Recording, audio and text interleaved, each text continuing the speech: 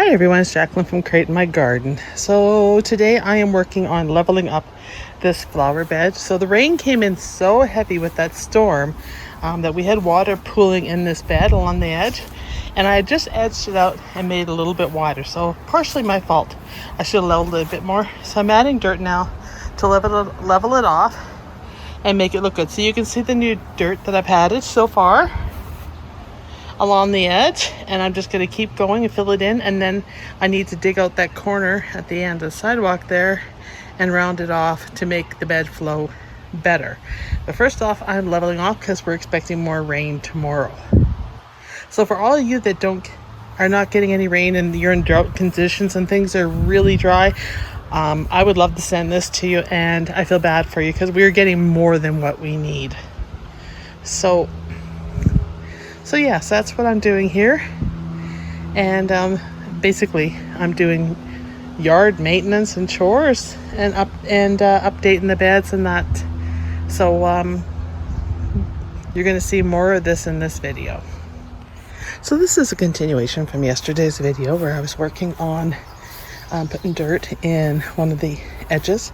Now I am working on the gutweed and cleaning out this area, and then I'm going to come back and add some more dirt to it. You can see I've got a lot of weeds coming into the lawn. I'm going to have to deal with that. But my Annabelles are blooming, and I really like the New Dimension Blue Salvia here with the Annabelles. I've got some zinnias in the background, and I've been digging this darn gout weed out and coming through and cultivating it. And things are doing okay over here. The Annabelles finally are setting down roots and showing that they're happy, so that's great. They look really good. You can see the New Dimension Blue Salvia is looking fantastic. It's a nice contrast with the red geranium, which I need to deadhead. But you can see things are starting to come along in here. My bubblegum petunias are looking good. I've got two of them here, and I moved them over here. I've been changing stuff around a little bit.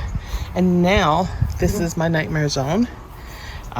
Rob helped me weed in here, and I don't think we got all the roots out of the goutweed. Plus, I don't like the way that shrub is laying there in the corner, and I am not happy with Burberry shrubs. I'm taking them all out. I don't like the way they spread on the ground, and I don't like the thorns on them. Now, yes, I like thorns on roses. Roses are a different story.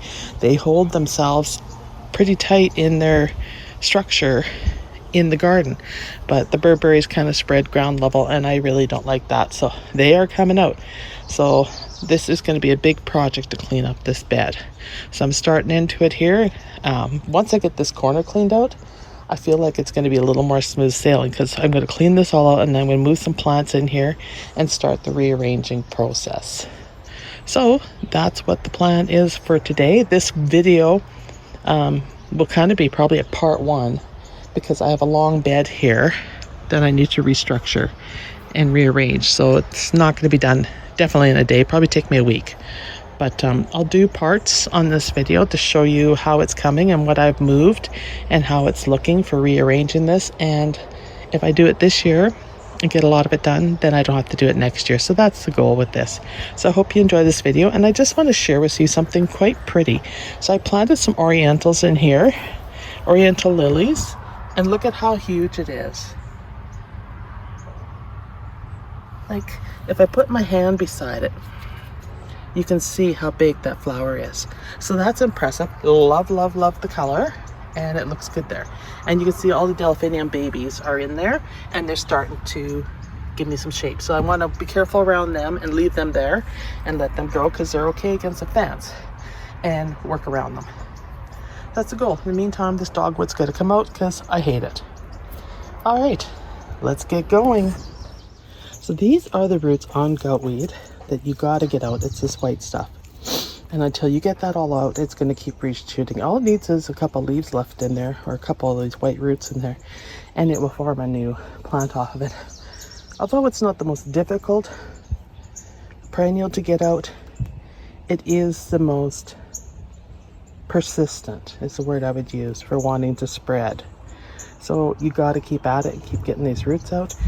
And if you're smart, don't do what I did. Don't leave it and let it get ahead of you. I mean, normally I'm out here and I get on this stuff, but with my knee I'm having to rest more. So anyhow, heads up to you. Get these roots out. Pick up these little white fine roots, and it'll help it from coming back again. So I'm going to continue on. I'm hand digging this in case you're wondering how I'm getting this out so that I can get those roots. I am using my little shovel here to dig them out, and it's a slow process. So that's why I'm saying it's going to take so long to clean it out. So I took that burberry out, and I just want you to see the roots of the goutweed, how much there is in that soil.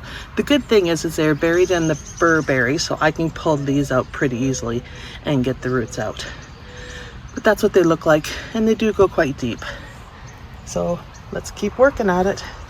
The other thing I do, because I'm on my way to take a break, is I deadhead my pots and give them a turn, because I find that they will aim toward the sun. So those that are struggling, I will turn to give them some light in the correct direction to get them to fill out too.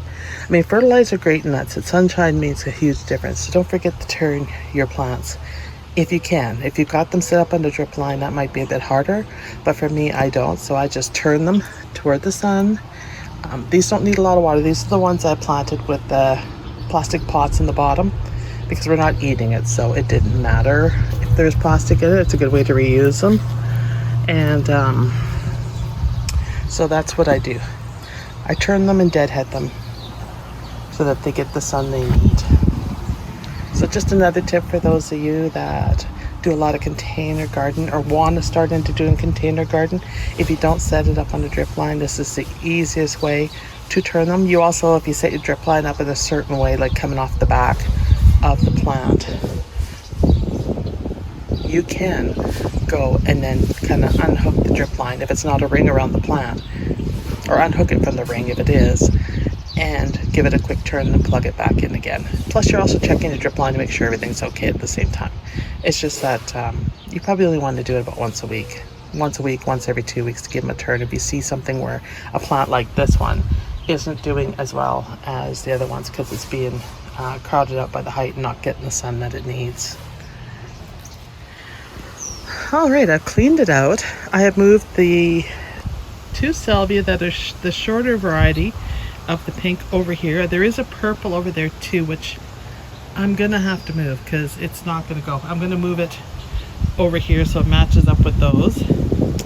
And then I moved two of the giant hostas over here and put the new hydrangea, the bloomstruck, in the back corner there. Knowing that it's going to get about 5 feet high, it should be okay there. Then I reconfigured the lilies, the oriental lilies over here, and kind of put them into a bit of a pyramid shape. So that looks better. So the next step is to come through and cut the salvia back, cut the flowers off the hostas so that they focus on roots, and to cultivate this edge here because we might get some rain. And that's, whoa, sorry, I went too fast, you guys.